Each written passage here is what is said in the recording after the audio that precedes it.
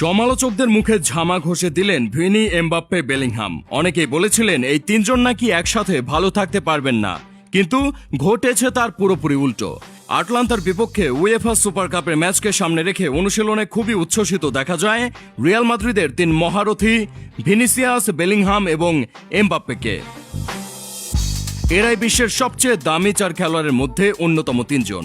Vinicius junior তার official আইডিতে দুটি ছবি পোস্ট করেন, যেখানে দেখা যায় ঘাসের উপরে বসে আড্ডা দিচ্ছেন তিন তারকা ভিনি, বেলিংহাম এবং এমবাপ্পে। তিনজনের মুখেই হাসির ফোঁয়ারা ফুটেছে। আরেকটি ছবিতে আছেন শুধু ভিনি এবং এমবাপ্পে, সেখানেও দুজনের মুখে কি সুন্দর হাসি।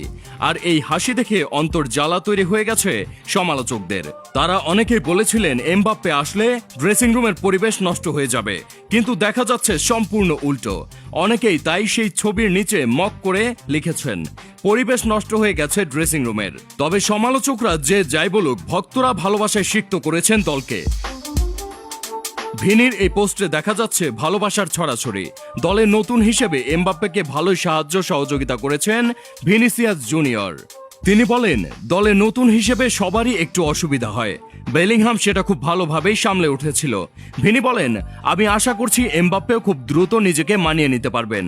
উয়েফা সুপার কাপের ম্যাচটায় প্রথমবারের মতো একসঙ্গে মাঠে দেখা যাবে এই তিন তারকাকে। প্রথমবারের মতো একত্রে এই তিন তারকা রিয়ালের জার্সিতে মাঠ মাতাবেন। এদিকে 24-25 সিজনকে সামনে রেখে রিয়াল মাদ্রিদ তাদের থার্ড কিট উন্মোচন করে ফেলেছে।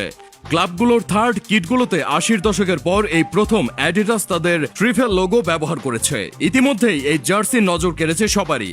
আর এই জার্সির উন্মোচনের অনুষ্ঠানে হাস্যোজ্জ্বল দেখা গেছে তিন মহা তারকাকে। জার্সি উন্মোচনের ব্যাপারে এবার অবশ্য আরেকটি ছবি বেশ ভাইরাল হয়েছে, যেখানে জিদান, সোয়ানস্টেগারদের দেখা যাচ্ছিল বেশ হাসি খুশি। আর এসব কিছু করে বেশ প্রশংসা পাচ্ছে Adidas. Adidas Real Madrid, Juventus, Arsenal, Bayern Munich ও ম্যানচেস্টার ইউনাইটেডের 2024-25 মৌসুমের তৃতীয় জার্সি উন্মোচন করেন এই অভিনব মাধ্যমে। এই 5 ক্লাবের তৃতীয় জার্সি উন্মোচন করেন একসাথে 5 ক্লাবের লিজেন্ডদের মডেল বানিয়ে। রিয়াল মাদ্রিদের জার্সি গায়ে জিনেদিন জিদান, জুভেন্টাসের জার্সি গায়ে আলেসান্দ্রো দেল পিয়েরো, আর্সেনালের জার্সি গায়ে প্যাট্রিক ভিয়েরা, বায়ার্ন মিউনিখের জার্সি গায়ে বাস্টিয়ান শোয়াইনস্টাইগার ও ম্যানচেস্টার ইউনাইটেডের জার্সি গায়ে ছিলেন রিও ফার্দিনান্দ। আর এই জার্সি পরেই এবার মাঠ মাতাবেন ভিনি, এমবাপ্পেরা। তবে আটলান্টার সাথে জয় করতে পারলে অন্যরকম এক গল্প লেখা হবে এমবাপ্পের নামে।